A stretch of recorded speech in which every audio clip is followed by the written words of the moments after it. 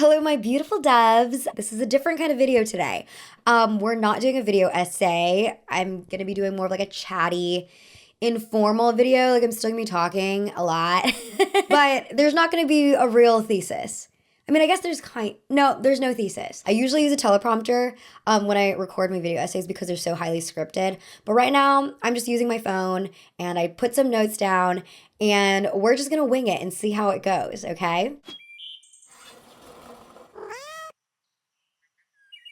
So recently, I've been seeing a lot of articles about friction maxing. People need to start friction maxing in 2026. I have been friction maxing. Okay, I'm on a mission to add more good friction to my life. Which is this idea where you should introduce new obstacles in your life to counteract like the smooth brain autopilot that we're usually navigating the world through these days. And I've also been seeing like just general lifestyle advice, like how to stop doom scrolling. I want you to get up when I say one without thinking and just do something for 2 minutes. How to like get rid of your phone. Being on your phone is not a hobby. The rise in analog devices. Up analog hobbies and make them as accessible as your phone. The reason for this revival is in part because we want agency over our cognitive function, right? In my previous video, I talked about how AI is reducing cognitive function, and I think people are starting to see themselves like the humans in WALL-E, in that we're all just sort of like this with our screens. We're becoming removed from being human, like we're forgetting how to hold hands and we're forgetting how to dance. So this friction maxing is an attempt to stave away like that future possibility and gain control over our lives. As Catherine Jezer Morton explained in her Cut article on friction maxing, each of these acts may be insignificant, but an orientation toward friction is really the only defense we have against the life-annihilating suction of technologies of escape. Without friction, most kids will have no reason to love reading, let alone thinking for themselves. If you're tired of thinking about screen time, and who isn't, maybe you need to reorient in terms of friction instead. I agree wholeheartedly. A couple of weeks ago, I just had this like random thing come over me when I was driving in the car. I was going to the gym. And mind you, this is not that impressive because my gym was about like a 7-minute drive from my house. I say was because I just canceled my membership today. I had done this drive so many times this past year, like I know it. I know it. But for some reason, every time I would go to the gym, I would put it in my GPS because I was like, what if I take a wrong turn and then I don't know where I'm going? Or what if there's no parking and then I have to like circle the block and I don't know where I'm going? So I always put it in the GPS. But this recent time, I was like, no, I know how to get there. And so I didn't. I got there on my own. It felt awesome. So yes, to friction. However, at the same time, I don't think going all analog is the be-all, end-all solution. Honestly, I'm still going to use my GPS. I'm going to microdose the experience of having to navigate by myself and like using the old noggin to figure out where I'm gonna go. The reality is, I'm an adult. I have places to be, people to see. I'm not always gonna be circling my neighborhood, and I'm gonna be late. And I need to find the best, fastest way to get to where I need to go. And also going analog, it's not an amazing solution because it's a very individualistic solution. Regardless of whether or not I use Google Maps, people will still use it. Because it's an individualistic solution, I don't believe it's sustainable because all these systems in place are still encouraging technological independence. So instead, you can just become isolated from the wider culture. Like GPS is a pretty non-controversial example, right? But I like what Adam Alexic wrote for his Substack, The Etymology Nerd, on the downside of going analog in general. For one, it's the equivalent of sticking your head in the sand and pretending like the algorithm doesn't exist. Whether you like it or not, our culture is still being shaped by these platforms, and they won't go away by themselves. All of our music and fashion aesthetics are either defined by or against the algorithm, which means that even the countercultural tastes of the no-phone people are necessarily influenced by it. Engaging with algorithmic media in a limited, deliberate manner is thus important to understanding your experience in society as a whole. Not engaging, meanwhile, makes you vulnerable to being blindsided by sudden social or political shifts. Each Reddit argument and YouTube comment war is an epistemic basis for understanding the current state of cultural discourse. If you ignore those, you lose touch with reality as most people experience it. Not only that, I see a major crossover between artistic types who want creative careers and people who want to go analog. And unfortunately, if you want to work in the creative field, you will need to market your business, your art, your books on social media. You will need to be able to predict trends, decide to jump on those trends or not, but you need to be somewhat aware of them. And of course, some people are able to evade it completely, but the majority of those people either come from money already and or were already established before the advent of social media. With that said, going full analog is not really the option for most people. It's just a little too extreme, you know? But I think it's possible to take a step back. As Alexic put it, use this new technology in a limited, deliberate manner. My main peeve with social media addiction and overdependency on technology is that a lot of us use these tools as a way to stop thinking entirely. Like, we now depend on these technologies to do the thinking for us. I titled this video, How to Get Smarter, in parentheses again, because these are suggestions I have to re-engage your brain so that you can become a critical thinker again. Many of us already learned how to use our brains, like how to think critically, how to be empathetic, how to read books cover to cover. Like, we all learned this when we were children, most likely. The suggestions that I have are just sort of like how to retrain this muscle. I've personally always had a penchant for the 1910s. So many things were happening for the first time. There was the first crossword puzzle, the first transcontinental phone call from New York to San Francisco. And of course, who doesn't love the fashion, the S-bend corset shapes, the cotton lawn dresses, and the luxurious perfumes. In 1916, the Baron Carlo Magnani from Parma created Colonia as an alternative to the opulent perfumes on the markets. Instead of being overly powdery and floral, Colonia was inspired by Magnani's longing for the Italian sun during his travels, the same vibrant sun that brings life to Italy's golden citrus fruits. It makes sense then that the scent's top notes would be lemon, sweet orange, and Calabrian bergamot, and why the packaging is a bright, sunny yellow. Acqua di Parma has continually developed to reflect society's new tastes. Art Deco bottle silhouettes were introduced in the 1930s, but the scent has remained unchanged since the 1910s. As they say, if it's not Baroque, don't fix it. Baroque, like the architecture in Parma. Over the years, Acqua di Parma has evolved to continue being relevant and meaningful to every new generation. Colonia Il Profumo is a contemporary reinterpretation, and the limited edition Colonia Profumo Millesimato, which incorporates the radiance of the 2024 Ylang Ylang White Harvest, celebrates the brand's momentous 110-year anniversary.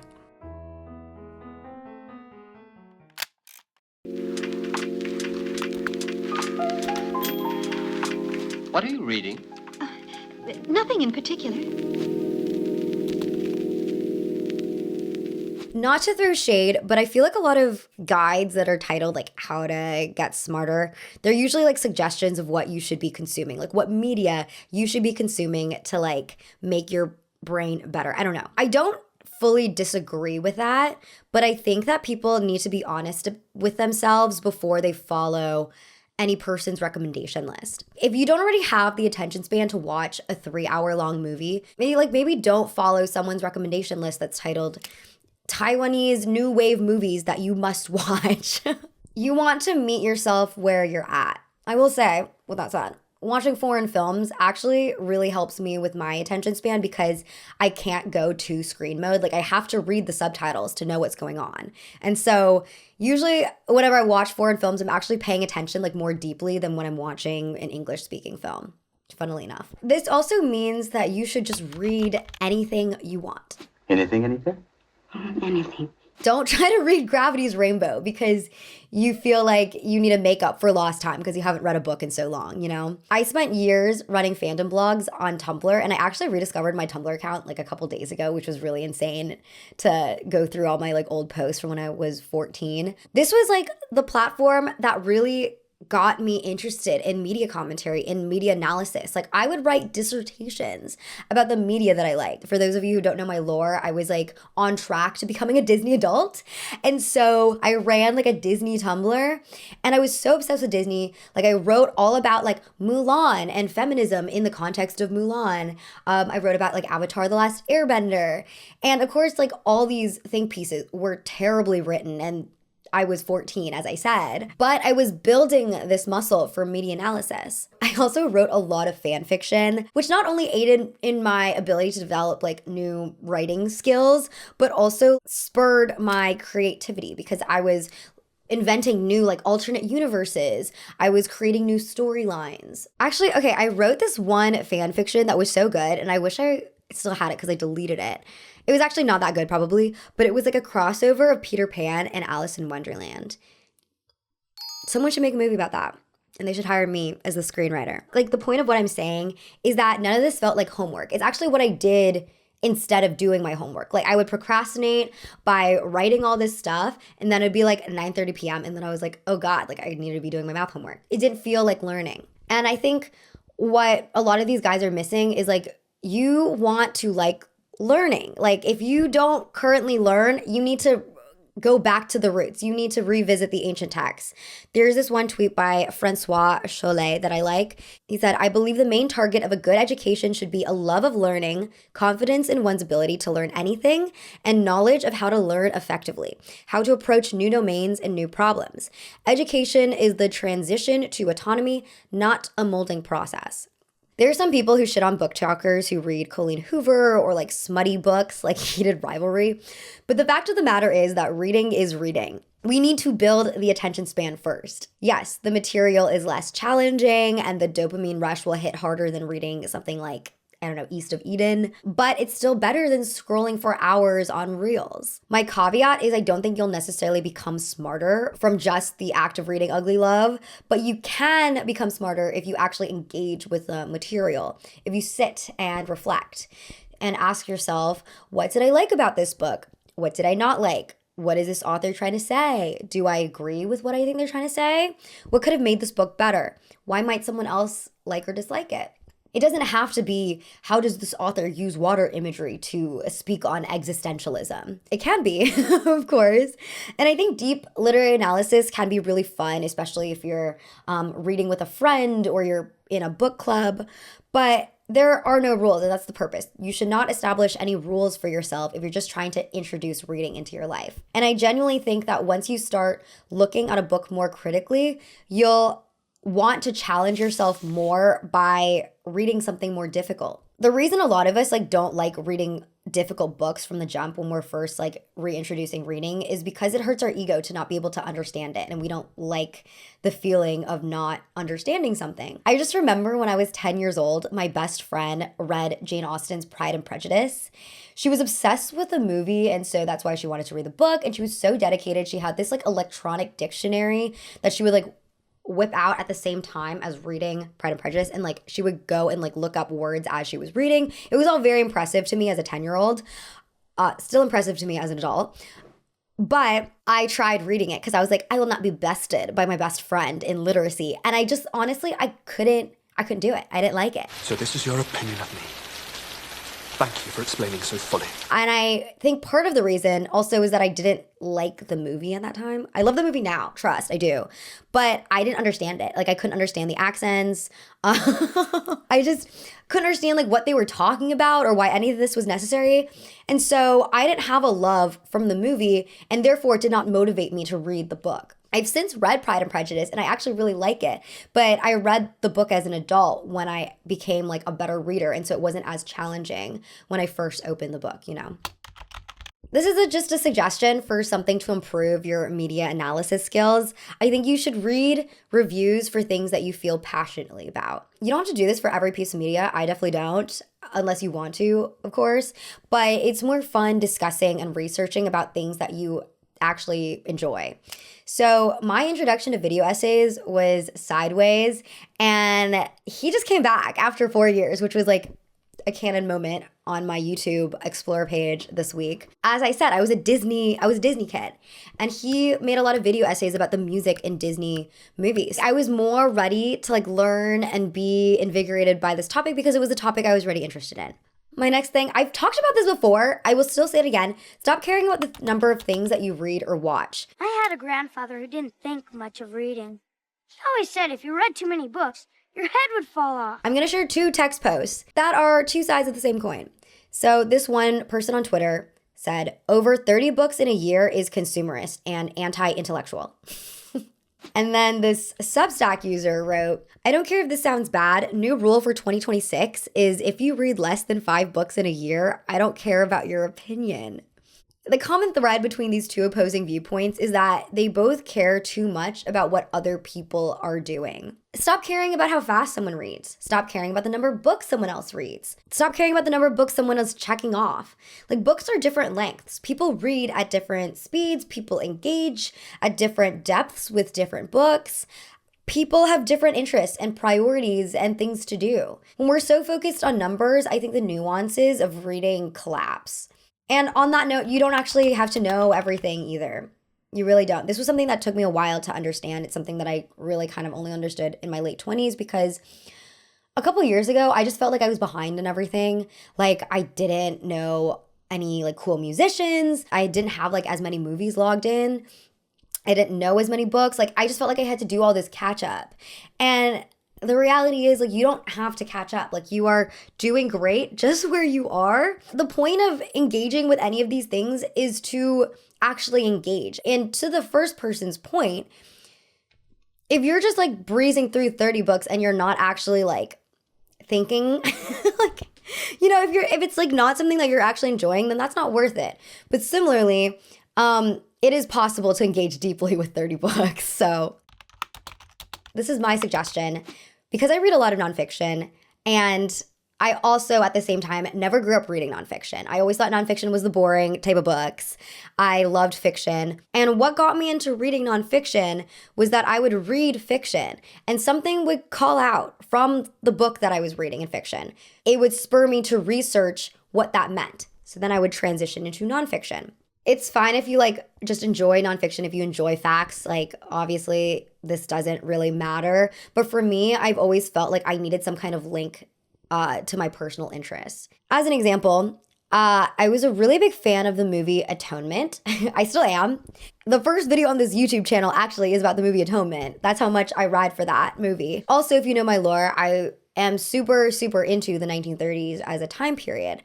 But it was because of this movie. I watched this movie and then I was like, oh my God, the dress she's wearing is so beautiful. So then I was looking at like 1930s gowns. And then it just sort of like spiraled out from there, you know?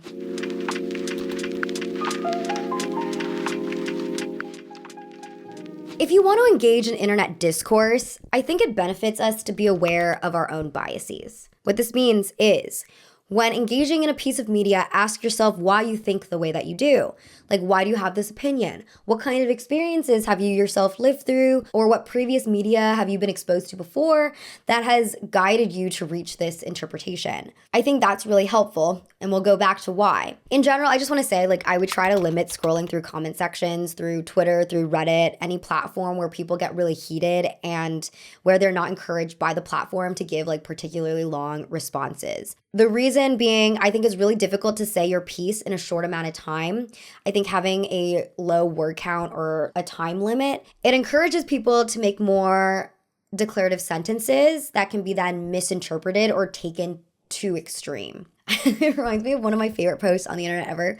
People be saying things so definitively, like, man, I think it depends. But if you can't help yourself and you want to look online and look at discourse for your own sense of peace, I would say to try to come up with the best faith judgment possible, regardless of whether or not you really believe that to be the case. But I do think this is a necessary step you have to do if you want to have a productive conversation at all. I see this a lot in media discourse where someone will say they didn't like, for example, Emerald Fennell's Saltburn.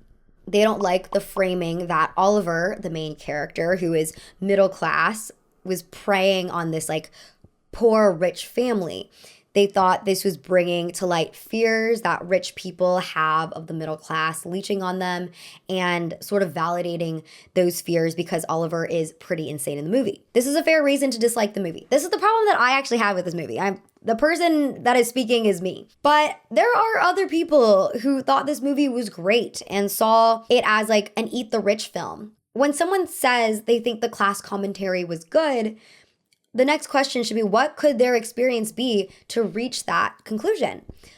maybe they really liked Oliver and therefore they saw him as this hero. All the rich people die. And so like, yay, he wins at the end. And that would be a different takeaway than the takeaway that I had. You don't have to change your own opinion by acknowledging different opinions. But I think the only way to like have a productive conversation in which you leave like more enlightened than before is to have some grasp of why someone could think this way. And that's just generally the problem with online discourse. It's like no one wants to actually have a conversation where they learn something. Like people just want to win arguments with strangers, which honestly is like not even productive because you don't know anything about this stranger you're talking to.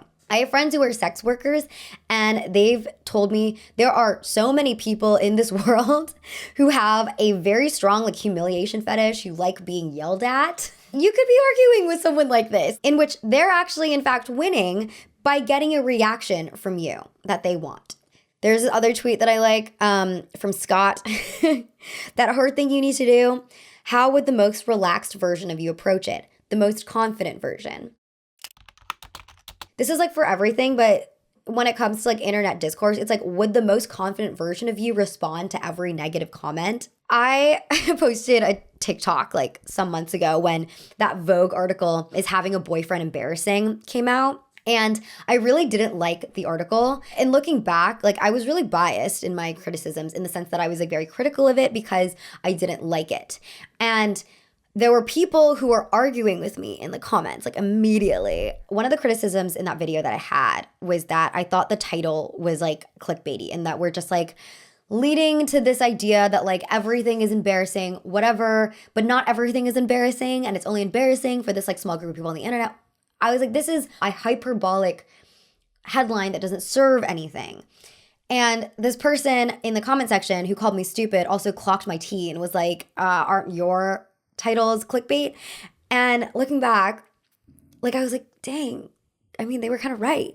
And it is kind of hypocritical for me to be so critical of someone else doing the same thing that I'm doing. But in that moment, I was so angry. Like I was like, I cannot fold in this argument. It's not a conversation, it's an argument.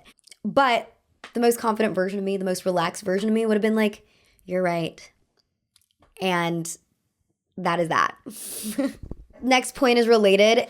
I think it's really important that we admit when we're wrong. Again, I have trouble with this. One, because it's embarrassing to admit that you're wrong. Like, I validate that feeling entirely. And I also think people can be so abrasive on the internet that you don't even feel safe admitting that you're wrong because you know, like, this person that you're arguing with will take it as a win from them. Like, they won't actually understand that it's not, the winning is not the point. So I get it. At the same time, I read this piece in The Guardian by Hannah So. She writes about the importance of intellectual humility. She summarized the words of Tanel Porter, an assistant psychology professor.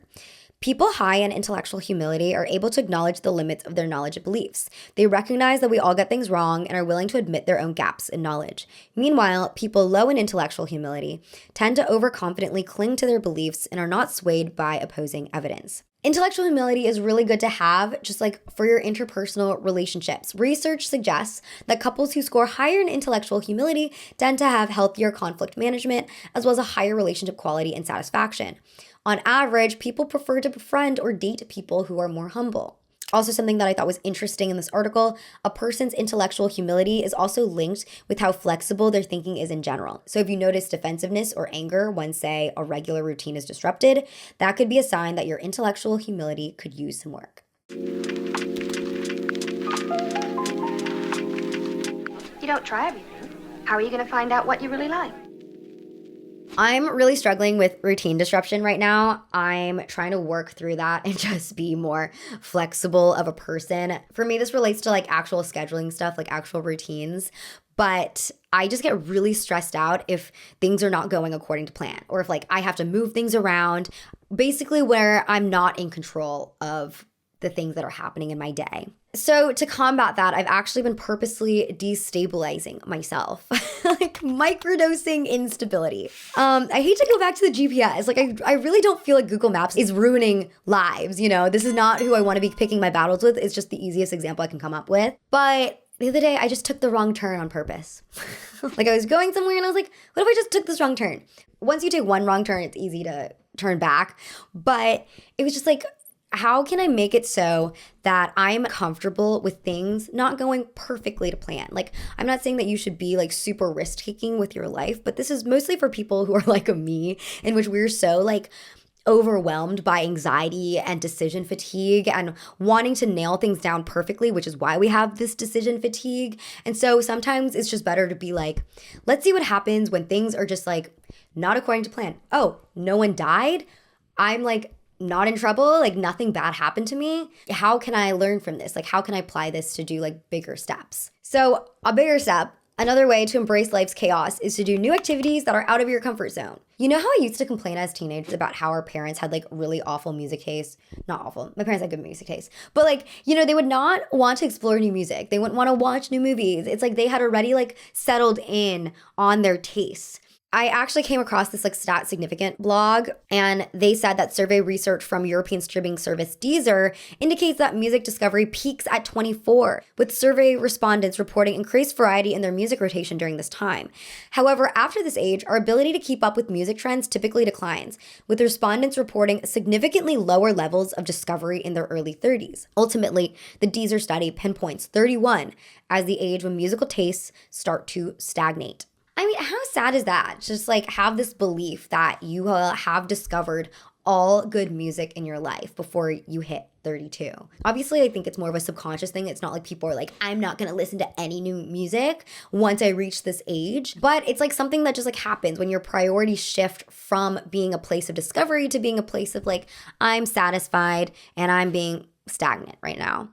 And because it's like a subconscious thing, it's also something that you can really challenge, where you can be like, I'm going to listen to this new album. I'm going to like go to this new concert or whatever. And I'm going to like put myself in a place of exploration and curiosity. Yesterday, I took an ice skating class.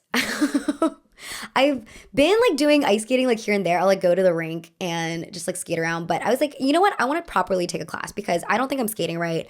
I want to be able to do a little jump, a Lutz of some sort. I don't know how long that's going to take for me to do that, but I want to do that. I want to be able to like glide and skate backwards. Like that would just be really cool. And then today I took my first martial arts class. And this was also like a random decision. I just was on like Kung Fu TikTok.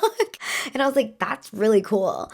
And I was like, what's stopping me? Like, let me look at what's in my area. Let's see what classes are available and just sign up. And both of these experiences, I didn't go with anyone. I didn't know anyone who was going to do it. I didn't know who was going to be in my classes. And they were both like awesome. And I had so much fun. Granted, I've like tried classes throughout my entire adult life. Like I've constantly been trying to put myself out there with activities. I've like tried dance class, I've tried tennis, I've tried bar class. I've tried random things, okay? Like if I have the compulsion and I have enough money to do it at a time period, I'll try to do it. And a lot of them don't stick. A lot of them I'm really bad at. Like I don't do dance anymore. Like I realize dance in a class setting, contemporary dance, I'll say that, was not for me. Bar is definitely not for me. Yoga is dependent on the instructor for me. But I've never regretted anything I've tried. The alternative is living my whole life having these regrets and being like, oh my God, what if I tried contemporary dance when I was younger? And what if I ended up really loving contemporary dance? And what if like I could have just changed my life trajectory and become a contemporary dancer? Now I know that would never happen because I tried it and I didn't like it. This is sort of like not really related. I don't know why I put this here in my list of bullets, but I think it's really important to meet new people constantly. Like put yourself out there. I've been in modes of like no new friends, which sounds awful, but it's really because during those times in my life, I just had so much going on and I was so stressed out that I was like, I can't, like my heart cannot be open to making plans with new people when I'm running around like circles trying to still maintain the friendships that I currently have in my life that I've already made. But looking back, I'm like, I think I was just overthinking everything, you know? Life should be just about like rolling with the punches. Like sometimes you're gonna have like these people in your life. Sometimes you're gonna have new people in your life. Sometimes you'll go back to people that you used to have in your life. Like my current best friend was my best friend in high school. And she moved to California and I was in New York, so we kind of like didn't really talk. We also had like a huge fight in college where we went no contact for 4 years, which was crazy. But Otherwise, people are at different places in their lives. And when I was younger, I was so tethered to this idea of like, I want to have a best friend. I want to have like these deep connections immediately. I want to have like a friend group rather than just like allowing myself to be fluid and being like, okay, I don't have expectations for any of these people. But if I see this person in my class every week and over time we become closer and we enjoy hanging out together, we could be best friends. Like I'm open to that experience. But I think it's just not going into social interactions with prescribed ideas of like, I'm not going to want to talk to anyone, or I'm going to want to talk to everyone and have everyone be my bestie. Reduce the expectations so that you can reduce the disappointments and you can go to new experiences with a heart open and with excitement. Okay, almost done. Inconvenience yourself for your community on occasion. I've been thinking about this a lot lately. This is something that I've been trying to do more since I've moved to California, especially because I have a car. I think in New York, without a car, like, you don't want to pick someone up at the airport if you don't have a car. Like, there's no purpose. There's just like certain things in California that make sense for me to be able to offer as services to my friends. That might just be a mindset thing. That might just be, this is the stage of my life I'm in, and I just happen to be in California.